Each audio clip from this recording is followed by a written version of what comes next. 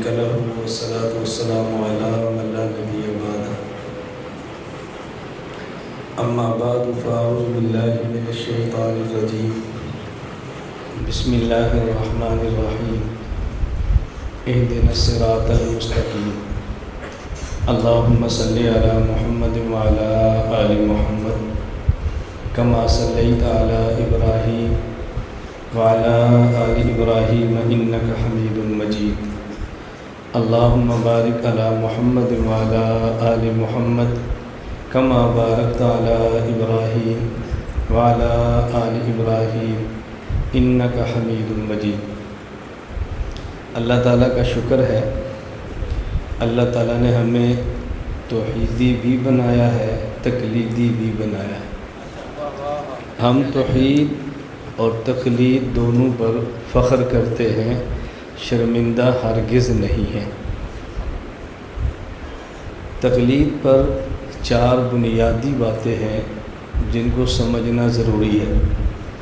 Number 1 تقلید کی تعریف، نمبر 2 تقلید کے دلائل، نمبر 3 تقلید پر ہونے والے اعتراضات کے جوابات، نمبر 4 تقلید نہ کرنے کے نقصانات۔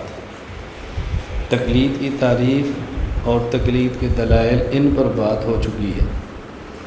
تقلید پر اعتراضات اور ان کے جوابات اور تقلید نہ کرنے کے نقصانات، ان 2 پر بات ہوگی۔ آج ہم بات کریں گے تقلید پر اعتراضات کے جوابات، اور آئندہ جو ہمارا درس ہوگا اس میں قربانی کے مسائل آئیں گے انشاءاللہ۔ اس سے آئندہ جو درس ہوگا وہ انشاءاللہ العزیز پھر تقلید پر ہوگا۔ تو تقلید پر یہ مسلسل چلیں گے اس بار، درمیان میں جو موسم آئے گا اس کے مطابق گفتگو ہوگی۔ موسم گرمی کا ہو تو سپرے ہوتا ہے مچھر مکھیوں سے بچنے کے لیے، مقصود مچھر اور مکھیاں مارنا نہیں ہوتا، دوڑانا ہوتا ہے۔ اور ویسے مر جائیں جیسے موسیٰ علیہ السلام کا مکہ بچانے کے لیے تھا لیکن بندہ مر گیا، اس میں موسیٰ علیہ السلام کا قصور نہیں تھا، اور مکھیاں مچھر مر جائیں تو ان کا قصور بھی نہیں ہوتا۔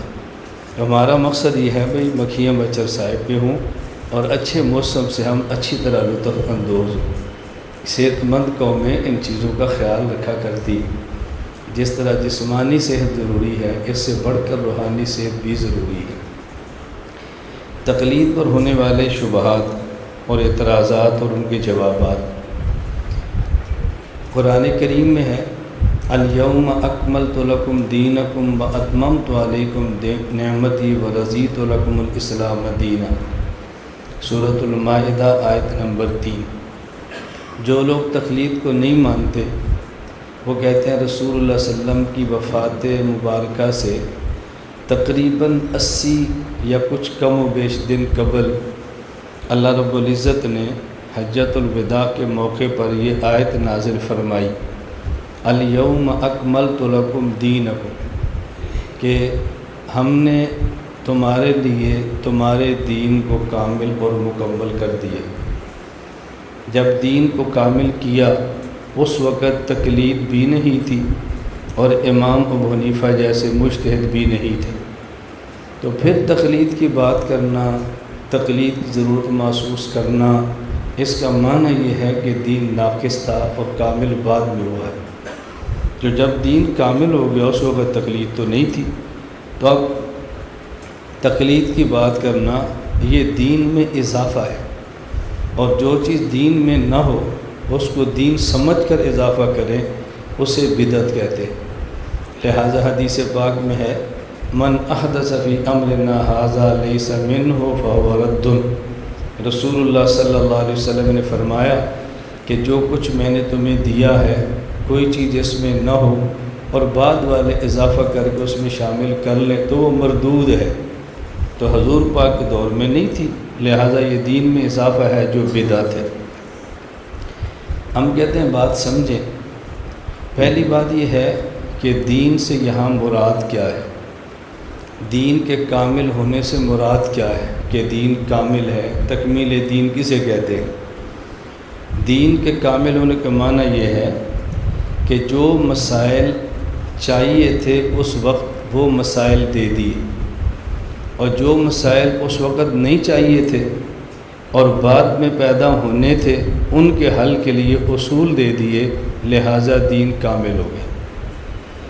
جو مسائل تھے ان کا حل دے دیا، بتا دیا، اور جو مسائل آئندہ پیش آنے تھے ان مسائل کے لیے اصول دے دیے۔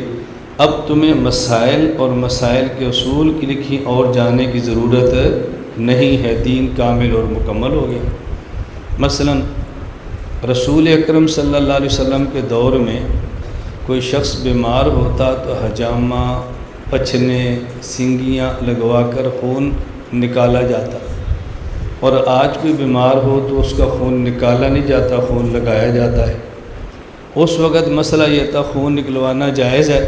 جی جائز ہے۔ اب مسئلہ ہے کہ خون چڑھانا جائز ہے؟ بتاؤ اس کا جواب کہاں پر ہے؟ اس دور میں تو خون چڑھاتے تھے ہی نہیں، مسئلہ ہی نہیں تھا۔ اب خون چڑھانا ہے تو یہ مسئلہ تو بتایا نہیں۔ اب ہم یہ مسئلہ کن سے لیں؟ عیسائیوں سے لیں، یہودیوں سے لیں، ہندوؤں سے لیں، کس سے لیں؟ دین سے لینا ہے، قرآن سے لینا ہے، قرآن میں لکھا ہوا نہیں ہے۔ حدیث سے لینا ہے، حدیث میں لکھا ہوا نہیں ہے۔ تو پھر ہم کیا دین کو ناقص کہہ دیں؟ نہیں، دین کامل ہے۔ اس کے لیے اصول دے دیا ہے، بس وہ اصول مل گیا۔ اب اس سے جو مسائل لکھیں گے وہ دین کے ہوں گے، دین سے باہر نہیں ہوں۔ خون کیوں نکالا جاتا تھا؟ بھائی خون بڑھ گیا ہے، خون بڑھنے سے، حرارت سے، گرمی سے جسم میں حرارت بڑھے گی، تکلیف ہوگی، کچھ نکال دو، حرارت کم ہو جائے، بدن معتدل ہو جائے، بیماری ٹھیک ہو جائے گی۔ اور اب خون کم ہو گیا ہے، بندہ بیمار ہو گیا ہے، یہ مر جائے گا، مزید کم ہو گیا، لہذا خون چڑھا دو تاکہ بندہ ٹھیک ہو جائے۔ اب ہم نے دیکھا کہ جو وجہ خون نکالنے کی تھی وہی وجہ آج خون دینے کی ہے، تو جس بنیاد پہ نکالنا جائز تھا اسی بنیاد پہ دینا بھی جائز ہے۔ اب یہ دین کے اندر کا مسئلہ ہے، دین کے باہر کا تو نہیں ہے، لیکن سوال یہ ہے کہ ہر بندہ تو یہ نہیں سمجھ سکتا نا، تو جو سمجھتا ہے اس کا نام ابو حنیفہ ہے، اور جو ان کی بات کو مانتے ہیں ان کا نام مقلد ہے، اور ان کی بات ماننے کا نام تقلید ہے، اور ان کے نکالنے کا نام اجتہاد ہے۔ اب یہ اجتہاد اور تقلید، مجتہد اور مقلد یہ الیوم اکملت لکم کے خلاف نہیں ہے۔ اس کا معنی یہ ہے کہ دین کامل ہے، کیونکہ دین میں اس وقت جو مسئلہ نہیں تھا 1500 سال بعد پیش آیا۔ یہ دین کا کمال ہے، اور کامل ہونے کی دلیل ہے کہ اس کا حل 1500 سال پہلے پیش کر دیا۔ تو یہ کامل ہونے کی دلیل ہے، یہ ناقص ہونے کی دلیل ہے؟ تو یہ اس کا معنی ہے کہ دین کامل ہے، یہ ہے تکمیل دین۔ تو دین کے کامل ہونے کا معنی جواب کا خلاصہ ذہن میں رکھیں۔ خلاصہ کیا ہے کہ جو اس وقت مسائل پیش آئے ان کا جواب دے دیا، اور جو مسائل بعد میں پیش آنے تھے ان کو نکالنے کے لیے اصول دے دیے، دین کامل ہو گیا بس۔ اب فقہ بھی تکمیل دین کے خلاف نہیں ہے، امام حنیفہ کا وجود بھی تکمیل دین کے خلاف نہیں ہے۔ یہ بات اچھی طرح ذہن نشین فرما لیں۔ اس لیے ہم کہتے ہیں کہ اب یہ جو مسائل اس وقت نہیں تھے بعد میں آئے، یہ مسائل شریعت کے ہیں، دین کے ہیں۔ کیوں؟ ان مسائل کو شریعت کے دیے ہوئے اصولوں سے نکالا ہے۔ اس کی ایک مثال سمجھ لیں تاکہ بات مزید کھل جائے۔ ہم اسکول میں پڑھتے ہیں، مدرسے میں پڑھتے ہیں، چھوٹے چھوٹے بچے ہیں، ہم نے ایک اصول پڑھا ہے کہ 3 جمع 3 6 ہوتے ہیں، 3 جمع 3 6 ہوتے ہیں۔ جیسے ریاضی کی کتاب میں مثال لکھی ہے 3 پینسل جمع 3 پینسل، یہ 6 پینسل ہیں۔ بس ایک اصول دیا اور ایک مثال دے دی۔ اب ہم بڑے ہو گئے، اب ہمارے ساتھ مسئلہ پیش آیا کہ ہمارے پاس کچی پینسلیں نہیں ہیں، ہماری جیب میں پکے پکے نوٹ ہے۔ اب یہ 3 نوٹ جمع 3 نوٹ، یہ کتنے ہوں گے؟ 6 نوٹ۔ کہاں لکھا ہے؟ کہا جی ریاضی میں۔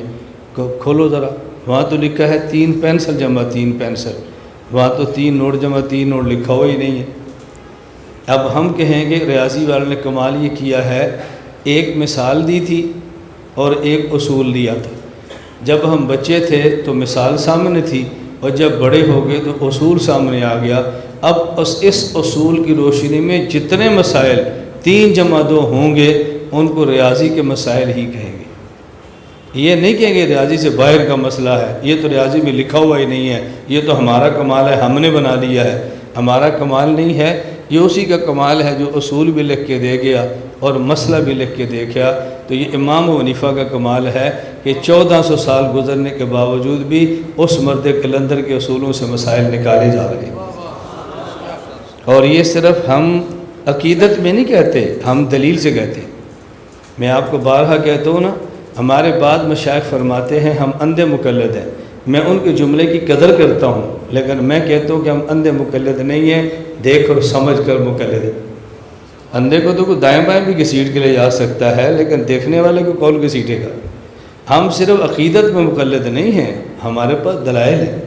ہم نے دیکھا ہے امام حنیفہ کتنا بڑا آدمی ہے، ہم نے دیکھا ہے دیوبند والے کتنے بڑے آدمی ہیں، اس لیے ہم جلدی نہ حنفیت سے دستبردار ہونے والے ہیں اور نہ ہی دیوبندیت سے دستبردار ہونے والے ہیں۔ جی ہم نہیں دستبردار ہو سکتے، یہ بالکل آپ ذہن نشین فرما لیں انشاءاللہ۔ یہ تو جواب میں نے دیا ہے۔ جو یہ دلیل پیش کرتا ہے آیت، اس سے ایک سوال بھی کریں۔ وہ سوال یہ کریں، قرآن کریم میں ہے الیوم اکملت لکم دینکم واتممت علیکم نعمتی، تو پہلے لفظ آیا ہے الیوم، اس کے بعد ہے اکملت لکم دینکم۔ آپ نے اعتراض کیا لفظ اکملت کو لے کر جو بعد میں ہے، اور ہم اعتراض کرتے ہیں الیوم کو لے کر جو پہلے ہے۔ اگر اس آیت کا یہی معنی ہے جو آپ سمجھیں کہ جی یہ آیت نازل ہوئی، دین کامل ہو گیا، امام حنیفہ اس کے بعد ہیں لہٰذا بدعت ہے، فقہ اس آیت کے بعد ہے لہٰذا بدعت ہے، جو چیزیں اس کے بعد ہیں وہ بدعت ہے۔ ہمارا سوال یہ ہے الیوم اکملت لکم کیا قرآن کی آخری آیت ہے؟ نہیں، آخری آیت ہے واتقوا یوما ترجعون فیہ الی اللہ، تو پھر کہو کہ یہ دین میں اضافہ ہے اور بدعت ہے، کیوں؟ یہ الیوم اکملت لکم کے بعد نازل ہوئی، کہو یہ بدعت ہے۔ کیا یہ آیت اس وقت نازل ہوئی جب رسول اللہ صلی اللہ علیہ وسلم کا آخری سانس تھا، یا اس وقت نازل ہوئی کہ ابھی آپ کے دنیا سے جانے میں 80 دن باقی تھے؟ اگر آخری سانس تھا تو ٹھیک ہے، اور اگر 80 دن باقی تھے تو اس آیت کے بعد جو 80 دن کے آپ کے افعال، آپ کے اقوال، آپ کی تقاریر جو احادیث ہیں، کہو وہ بھی بدعت ہے اور دین میں اضافہ ہے۔ اب اس کا جواب کیا دیں گے؟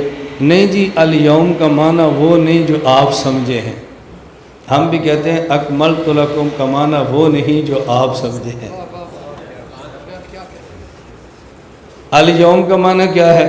جی الیوم سے مراد وہ خاص دن نہیں ہے جب آیت نازل ہوئی، الیوم سے مراد حضور پاک کا زمانہ ہے۔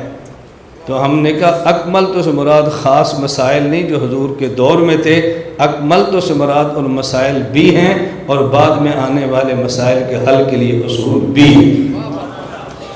تم الیوم میں تعویل کرو تو جائز ہے، اور ہم اکملت میں تعویل کریں تو بدعت ہے، ان میں فرق تم بیان کرو، فاتوا برہانکم ان کنتم صادقین۔ اور ہم بھی کہتے ہیں فَإِن لَّمْ تَفْعَلُوا وَلَمْ تَفْعَلُوا فَاتَّقُوا النَّارَ الَّتِي وَقُودُهَا النَّاسُ وَالْحِجَارَةُ، تم نہ ایسا کرو گے نہ قیامت تک کر سکتے۔ اس کو میں سمجھانے کے لیے کہتا ہوں کہ کسی بھی سوال کے جواب 2 ہوتے ہیں۔ آ گیا ذہن میں؟ ہمارے اصول ذہن میں رکھو نا، سوال کا جب جواب دیتے ہیں تو طریقے 2 ہوتے ہیں۔ نمبر 1، کبھی سوال کا جواب ہوتا ہے، کبھی سوال پر سوال کا جواب ہوتا ہے۔ الیوم اکملت لکم کا معنی کیا ہے؟ یہ سوال کا جواب ہے، اور الیوم کا معنی تم بتاؤ، یہ سوال پر سوال ہے۔ یہ دیکھا جاتا ہے کہ سامنے والا بندہ کیسا ہے، جتنی اس بندے کی اوقات ہو نا اس کے مطابق جواب دیتے ہیں۔ کبھی اوقات ایسی ہوتی ہے کہ سوال کا جواب دیتے ہیں جو کہ بندہ عقیدت مند ہے، طالب ہے، سنجیدہ ہے، اور کبھی سوال پر سوال کرتے ہیں جو کہ یہ طالب عقیدت مند نہیں بلکہ ضدی اور معاند ہے۔ ضدی کا جواب اور ہوتا ہے اور معتقد کا جواب اور ہوتا ہے۔ یہ دونوں باتیں قرآن کریم میں موجود ہیں، یہ دونوں باتیں قرآن کریم میں موجود ہیں۔ میں اس لیے گزارش کرتا ہوں اس بات کو اچھی طرح سمجھ لو، کبھی سوال کا جواب ہوتا ہے، کبھی سوال پر سوال کا جواب ہوتا ہے، دونوں موجود ہیں۔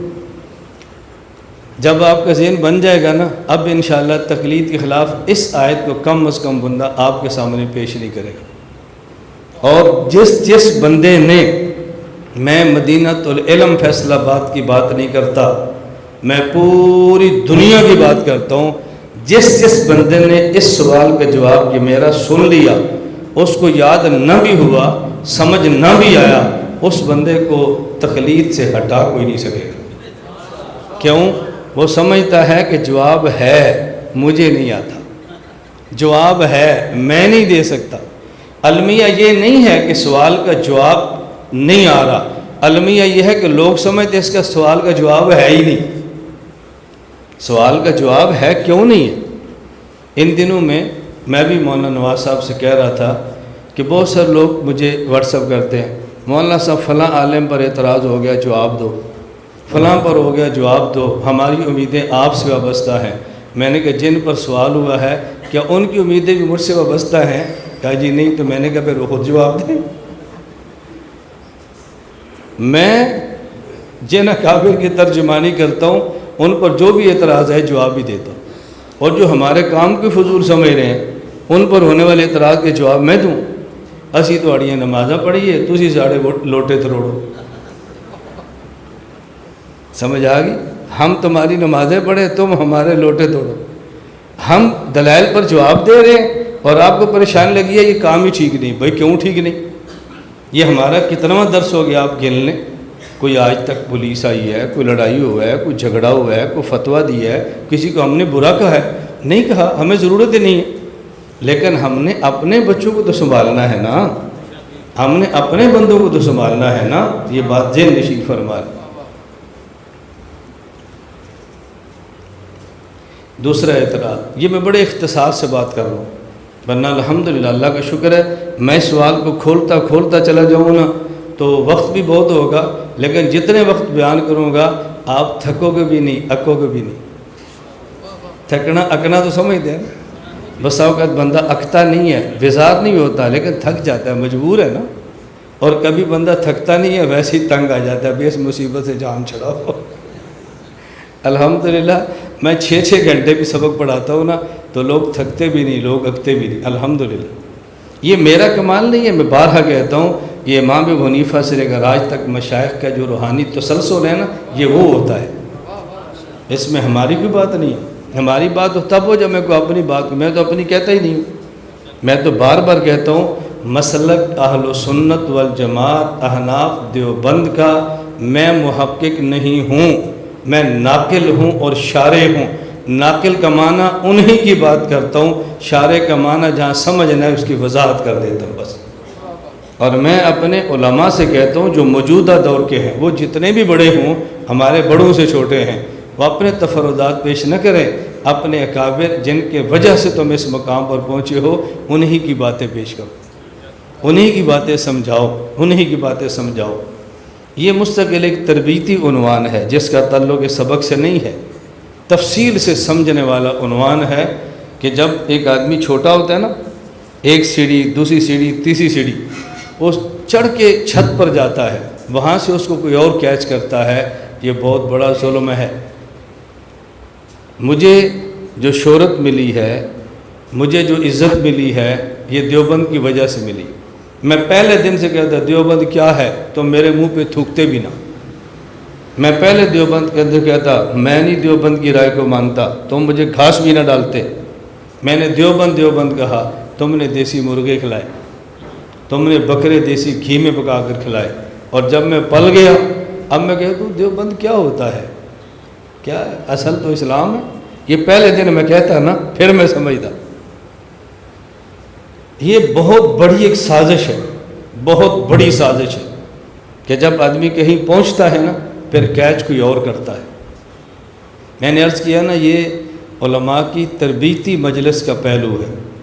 جس دن یہ علماء کو بات سمجھ آ جائے گی نا، بھئی یہ بندہ تربیتی بیان کر سکتا ہے، پھر آپ میرے بیان کو سنیں گے تو آپ کو لطف آئے گا۔ ابھی آپ سمجھتے ہیں بس یہ مقلد غیر مقلد سمجھا سکتا ہے، اس لیے آپ وہ سنتے ہیں، چلو یہ اللہ کا شکر ہے کوئی بات تو آپ نے مان لی چلو یہ تو مسئلہ حل ہوا نا بھائی، کوئی بندہ یہ باتیں سمجھا لیتا ہے، چلو یہ الجھن تو ختم ہو گئی نا۔ انشاءاللہ اللہ آپ کو بھی زندگی دے، اللہ ہمیں بھی زندگی دے، یہ ہم نے ساری الجھنیں ختم کرنی ہے انشاءاللہ۔ ہم نے دنیا کو بتانا ہے ہم کون ہیں، ہمارا مسئلہ کیا ہے۔ ہم گرے پڑے لوگ نہیں ہیں کہ جس کا جی چاہے ہمیں رون کر اوپر سے چلا جائے، ہمارا اپنا تشخص اور وجود ہے۔ نمبر 2، بہت سارے لوگ کہتے ہیں کہ جی تقلید ہم تب مانیں گے تم قرآن کریم سے ثابت کرو تقلید کا لفظ ہو، تقلید کا لفظ قرآن سے ثابت کرو، تقلید کا لفظ۔ اب ہم تلاش کرتے ہیں تو نہیں ملتا، تو ہم شک میں پڑ جاتے ہیں۔ سوال یہ ہے، ایک ہے تقلید کہتے کسے ہیں، ایک ہے تقلید کا لفظ۔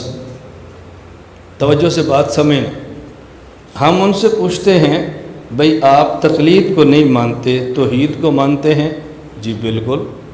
ہم نے کہا ہمارا سوال ہے الحمد سے لے کر والناس تک پورے قرآن میں سے آپ توحید کا لفظ دکھا دیں۔ اگر کوئی مشرک آپ سے کہہ دے میں توحیدی بھائی بننے کے لیے تیار ہوں، میرا ایک ہی مطالبہ ہے قرآن سے لفظ توحید دکھاؤ، کیا تم دکھا سکتے ہو؟ کہا جی نہیں، تو میں نے کہا پھر توحید کا انکار کر دیں۔ آپ کہتے ہیں جی صحابہ کرام رضی اللہ تعالی عنہم اجمعین، آپ کہتے ہیں اہل بیت صحابہ کرام جی 1.25 لاکھ ہیں۔ کوئی بندہ اسی طرح کہے کہ جس طرح آپ صحابہ کرام کہتے ہیں اصحاب رسول اللہ، اصحاب محمدن، یہ لفظ آپ قرآن کریم سے دکھاؤ، دکھا لیں گے؟ اصحاب رسول اللہ، اصحاب محمدن اور ساتھ 1.25 لاکھ کا ذکر بھی ہو، دکھا لیں گے؟ تو کیا ان 1.25 لاکھ کو صحابہ مانا چھوڑ دیں چونکہ قرآن میں لفظ نہیں ہے؟ بات صرف اتنی ہے، ایک ہے لفظ صحابیت، ایک ہے اس کا مفہوم، ایک ہے توحید، ایک ہے توحید کا مفہوم۔ قرآن کریم کی سب سے پہلی سورت سورۃ الفاتحہ ہے۔ اس سورۃ الفاتحہ میں ہے ایاک نعبد و ایاک نستعین۔ ایاک نعبد کا معنی یہ نہیں ہم تیری عبادت بھی کرتے ہیں، و ایاک نستعین کا معنی یہ نہیں کہ تجھ سے بھی مدد مانگتے ہیں، اس کا معنی ہم تیری ہی عبادت کرتے ہیں اور تجھ ہی سے مدد مانگتے ہیں، یہی توحید ہے، یہی توحید ہے۔ کوئی کہے نا تیری بھی عبادت کرتے ہیں، اللہ پاک نے سورۃ النور میں مشرک اور زانی کا ذکر اکٹھا کیا ہے، مشرکہ اور زانیہ کا ذکر اکٹھا کیا ہے۔ کیوں؟ جس طرح کوئی عورت اپنے شوہر سے کہے میں تیری بیوی ہوں، شوہر قبول نہیں کرتا۔ کوئی خدا سے کہ میں تجھے بھی سجدے کرتا ہوں، خدا بھی قبول نہیں کرتا۔ بیوی جیسی بھی ہو نا، جیسی بھی ہو، لیکن یہ کہ میں ہوں تیری، یہ ٹھیک ہے میں نے کل نمک زیادہ ڈال دیا، یہ ٹھیک ہے تیرے کپڑے پر میں نے نیل نہیں لگایا، یہ ٹھیک ہے میں مایا نہیں لگا سکی، میں مانتی ہوں کہ میں نے صفائی گھر پہ نہیں کی، میں مانتی ہوں میں تمہارے آنے پر تیار نہیں ہوئی، لیکن اللہ کی قسم میں ہوں صرف تمہاری۔ شوہر سمجھتے بیچاری سے غفلت ہو گئی۔ جب بندہ کہتا ہے نا اللہ ٹھیک ہے میں نے نماز نہیں پڑھی، اللہ ٹھیک ہے میں روزہ نہیں رکھ سکا، اللہ میں مانتا ہوں میں نے بہت گناہ کیے، لیکن یہ بات بقی ہے میں ہوں صرف تیرا، اللہ فرماتے ہیں معاف کر دو، معاف کرو اس کو۔ جس طرح ہی کہنے پر شوہر درگزر کرتا ہے، اسی طرح ہی کہنے پر اللہ کریم بھی درگزر فرماتے ہیں۔ یہ بھی والا مرض ہو، بیوی جتنی اچھی ہو شوہر قبول نہیں کرتا، بھی والا مرض ہو بندہ جتنا بھی اچھا ہو خدا بھی قبول نہیں کرتا۔ جی دیکھو توحید تو ہے، ایاک نعبد و ایاک نستعین، ہم نے کہا توحید کا لفظ نہیں ہے، توحید کا معنی ہے۔ اگر توحید کے معنی سے توحید ثابت ہوتی ہے تو اگلی آیت پڑھ لو، اہدنا الصراط المستقیم صراط الذین انعمت علیہم، ہم ان کے راستے پر چلیں گے جن پر تو نے انعام کیا ہے، دلیل نہیں مانگیں گے، بغیر دلیل کے چلیں گے، اسی کا نام تقلید۔ تو اگر فاتحہ میں توحید کا معنی ہے لفظ نہیں ہے تو سورہ فاتحہ میں توحید کا معنی ہے تقلید کا لفظ نہیں۔ بغیر لفظ توحید کے توحید مانی جا سکتی ہے، کہ سورۃ الفاتحہ سے ثابت ہے تو بغیر لفظ تقلید کے تقلید بھی مانی جا سکتی ہے کہ سورۃ الفاتحہ سے ثابت ہے۔ ہم یہی بات عرض کرتے ہیں کہ آپ سورۃ الفاتحہ پوری دیکھ لیں، یہ بات اچھی طرح سمجھیں، مسئلہ بھی سمجھیں اور دیوبند کا منہج بھی سمجھیں۔ میں 28 اپریل کو کوالالمپور ملیشیا میں تھا، ایک اجتماع تھا اور میرا وہاں بیان تھا۔ بیان سے فارغ ہوا تو دارالعلوم دیوبند کی شورا کے اراکین تھے، ان سے ملاقات تھی۔ مظاہر سہارنپور کے علماء تھے، اور بھی تھے، بہت بڑی تعداد میں تھے، ان سے ملاقات بھی تھی، نشست ہوئی۔ میں نے ایک جملہ ان سے کہا، وہ جھوم اٹھے، انہوں نے کہا مولانا ہمیں تعجب ہے کہ تم نے دیوبند دیکھا نہیں ہے، لیکن یہ تعبیریں جو تیری ہیں یہ ہماری بھی نہیں ہیں۔ میں نے ان سے کہا مسلک اہل و سنت والجماعت دیوبند سمجھتے ہیں؟ میں نے کہا اہل سنت والجماعت یہ مسلک ہے، احناف یہ مذہب ہے، دیوبند یہ منہج ہے۔ اہل سنت والجماعت یہ مسلک ہے، احناف یہ مذہب ہے اور دیوبند یہ منہج ہے۔ میں نے یہاں سے سرگودا جانا ہے، اہل سنت والجماعت، براستہ موٹر وے جانا ہے یا براستہ چریوٹ جی ٹی روڈ جانا ہے، یہ مذہب، اور کتنی سپیڈ سے جانا ہے یہ منہج۔ یہ تینوں چیزیں کون سی اسلام کے خلاف؟ آپ یقین فرمائیں، مجھے دیوبند علماء کہتے ہیں سبحان اللہ کیا تعبیر ہے آپ کی۔ میں نے کہا آپ کو دیوبند کی قدر نہیں ہے، آپ دیوبند کو نہیں پڑھتے، ہمیں قدر ہے، ہم پڑھتے ہیں۔ یہ آپ کا نقص اور ہمارا کمال نہیں ہے۔ جو سید کا بیٹا ہوتا ہے اس کو پتہ ہی نہیں سادات کے فضائل کیا ہیں، جو سید کے بیٹے نہیں ہیں وہ سادات کے فضائل بیان کرتے ہیں۔ آپ چونکہ وہاں رہتے ہیں، ہم سے افضل ہیں، آپ کو ضرورت نہیں کہ پڑھیں دیوبند کیا ہے، ہم وہاں نہیں رہتے تو ہمیں پڑھنا پڑتا ہے دیوبند کیا ہے، اس لیے کمال پھر بھی آپ کا، یہ ہم بہت چھوٹے ہیں آپ سے۔ ایک تو مسئلہ سمجھیں، ایک ہمارا منہج سمجھیں۔ قرآن کریم کی پہلی سورت سورۃ الفاتحہ ہے۔ الحمدللہ رب العالمین الرحمن الرحیم مالک یوم الدین ایاک نعبد و ایاک نستعین، یہ توحید ہے۔ یہ کیا ہے؟ کیوں؟ جب کسی سے مانگنا ہو نا، پہلے اس کی تعریف کرتے ہیں، پھر اپنا تعلق بتاتے ہیں، پھر مانگتے ہیں۔ مانگنا ہو نا، ہم کیا کہتے ہیں؟ ان کی فیکٹری ہے۔ میں کہتا ہوں اللہ نے آپ کو فیکٹری دی ہے، اللہ نے بہت دیا ہے، آپ کروڑوں کے مالک، یہ کیا ہے؟ تعریف۔ اب میں تعلق بتاتا ہوں، ہمارے ابا جی نے مدرسہ بنایا تھا نا تو آپ سالانہ دیتے تھے، اب تو ابا جی نہیں رہے، میں آیا ہوں، یہ میں نے تعلق بتایا ہے۔ اس کے بعد میں کہتا ہوں ہمارے مدرسے کا بجٹ اتنا ہے تو آپ اپنی روایت کو برقرار رکھیں۔ الحمدللہ رب العالمین الرحمن الرحیم مالک یوم الدین، یہ کیا ہو رہا ہے؟ تعریف۔ آگے ایاک نعبد، یہ کیا ہے؟ تعلق۔ پہلے تعریفیں کی ہیں پھر تعلق۔ اللہ ہمارا آپ سے تعلق ہے، ہم جیسے بھی ہیں آپ کے در کے علاوہ کہیں نہیں گئے۔ ایاک نستعین، اب مانگ رہے ہیں۔ پہلے اللہ کی تعریف، پھر اللہ سے تعلق، پھر اپنی ضرورت۔ کیا طریقہ ہے مانگنے کا؟ یہ توحید ہے۔ آگے اہدنا الصراط المستقیم صراط الذین انعمت علیہم غیر المغضوب علیہم ولا الضالین، یہ تقلید ہے۔ تو آدھی فاتحہ میں توحید ہے اور آدھی فاتحہ میں تقلید ہے، یہ تو ہوا مسئلہ۔ اب منہج کیا ہے ہمارا؟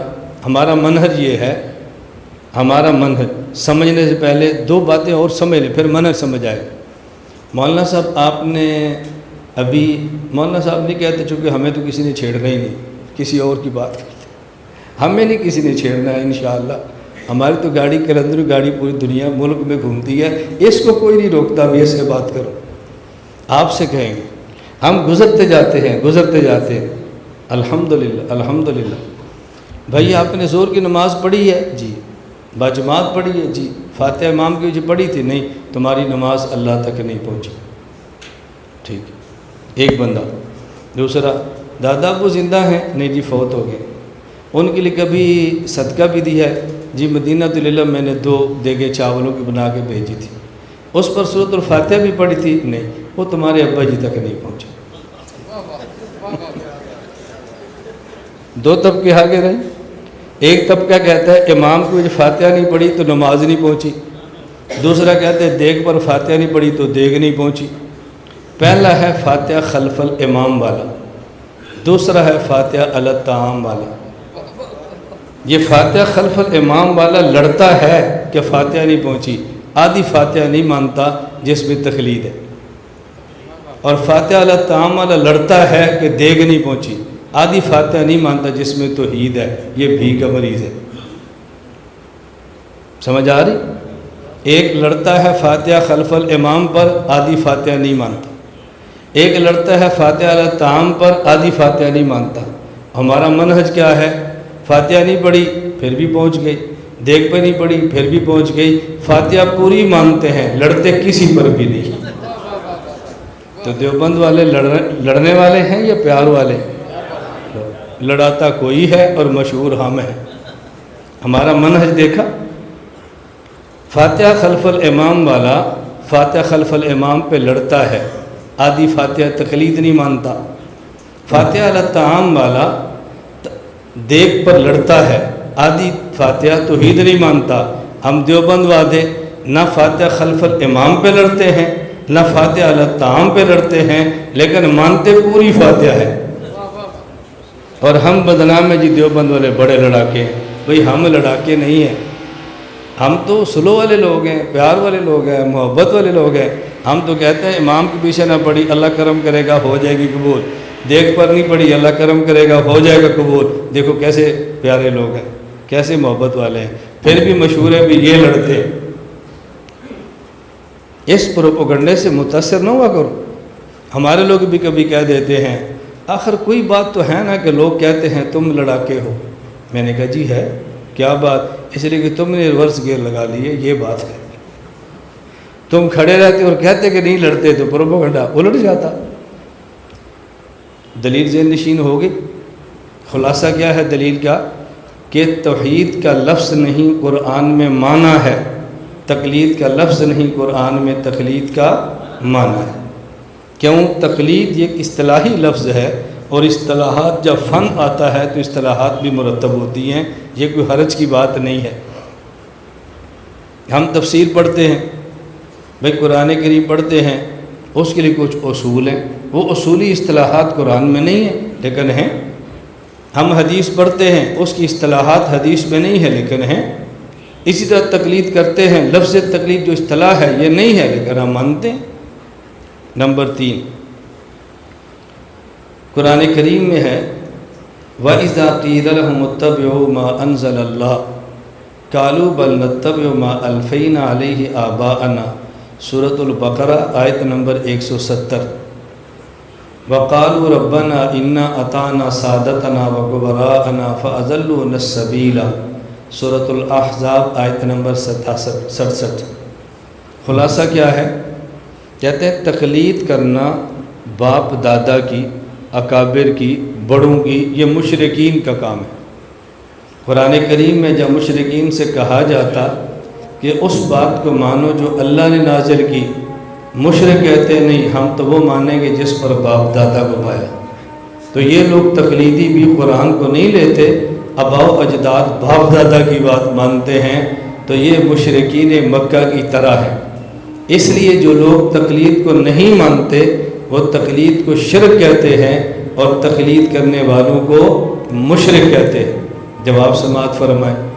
میں ایک بات سمجھایا کرتا ہوں کہ آیت قرآن ادھورا مسئلہ ادھورا، قرآن پورا تو مسئلہ پورا۔ آدھا قرآن پڑھو گے تو آدھا مسئلہ، پورا قرآن پڑھو گے تو پورا مسئلہ۔ اب ایک ایسا عنوان ہے کہ جس پر گھنٹہ نہیں میں گھنٹوں بات کیا کرتا ہوں اور کئی عقائد کئی مسائل بیان کرتا ہوں کہ دیکھو لوگوں نے آدھا قرآن پڑھا تھا تو آدھا عقیدہ بیان کیا۔ ہم دیوبند والے آدھا نہیں پورا قرآن پڑھتے ہیں۔ یہ جو آیت آپ نے پیش کی ہے وَإِذَا قِيلَ لَهُمُ اتَّبِعُوا مَا أَنزَلَ اللَّهُ قَالُوا بَلْ نَتَّبِعُ مَا أَلْفَيْنَا عَلَيْهِ آبَاءَنَا، یہ آیتی ہے۔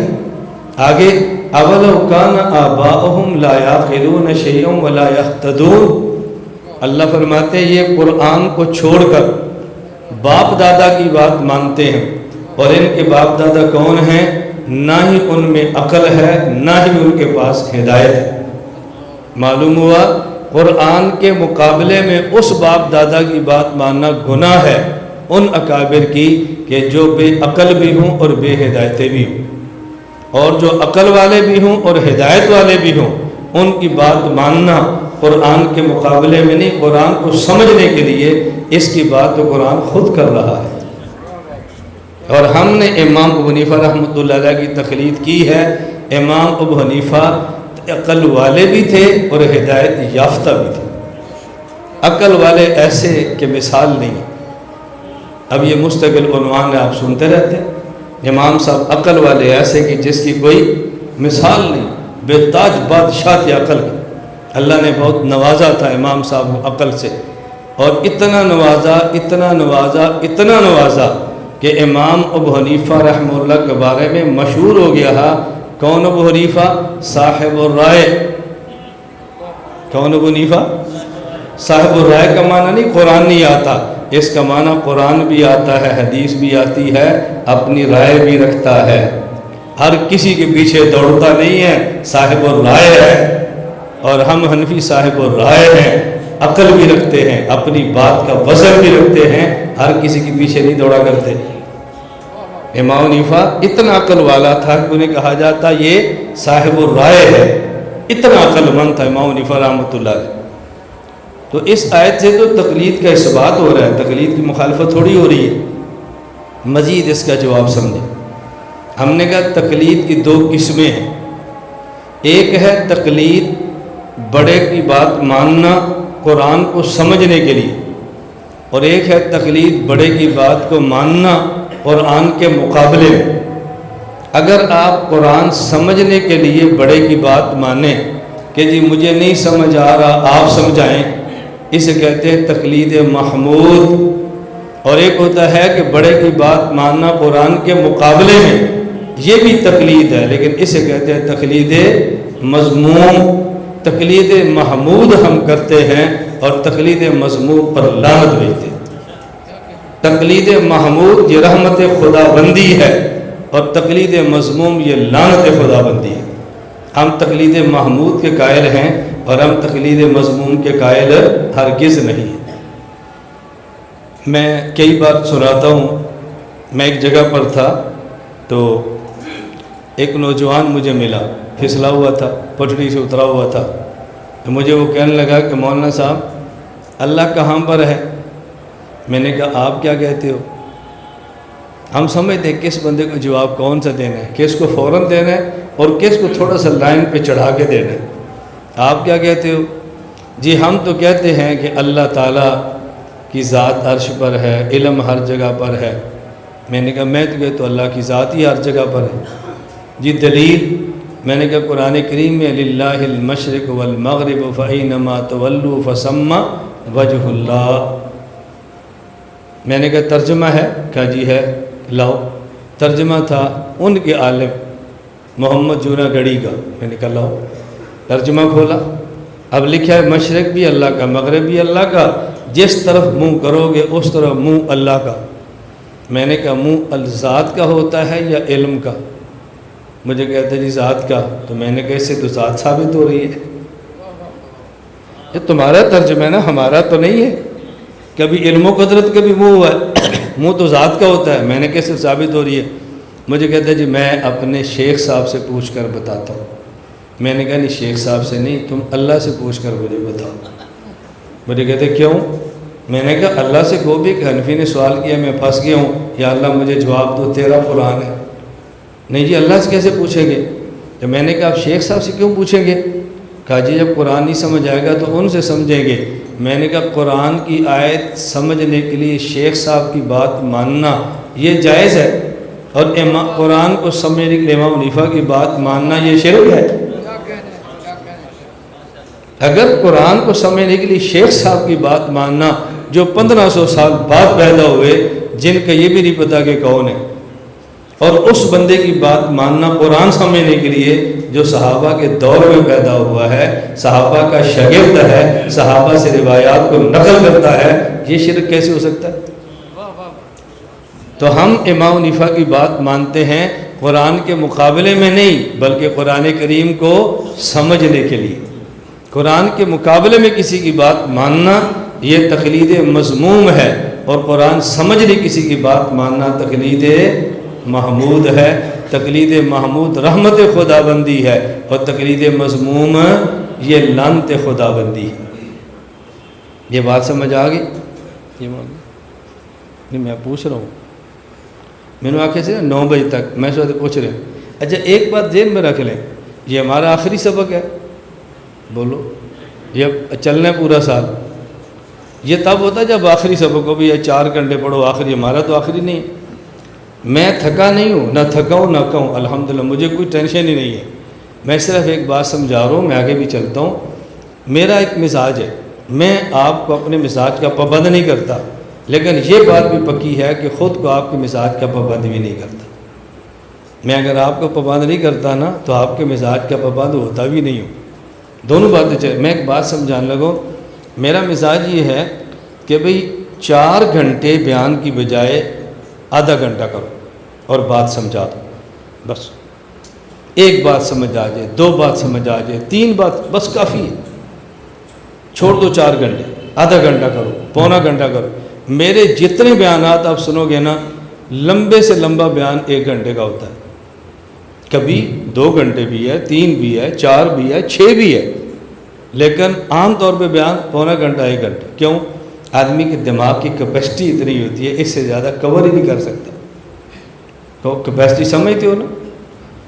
میں تو کبھی کبھی کوئی لفظ بول لیتا ہوں یہ سمجھانے کے لیے بھی، مولانا صاحب تھوڑی تھوڑی انگلش بھی سمجھتے ہیں، ایڈے بھی ان پڑھ نہیں۔ ہمارے ایک ساتھی ہیں ڈیفینس کے، تو مجھے کچھ دن پہلے فون کیا، جی مولانا صاحب میرا یہ نام ہے۔ میں نے کچھ عرصہ پہلے بھی آپ کو فون کیا تھا، آپ کو یاد ہوگا۔ میں نے کہا مجھے نہیں یاد، یہ میرا نام ہے، ڈیفینس لاہور سے بات کر رہا ہوں۔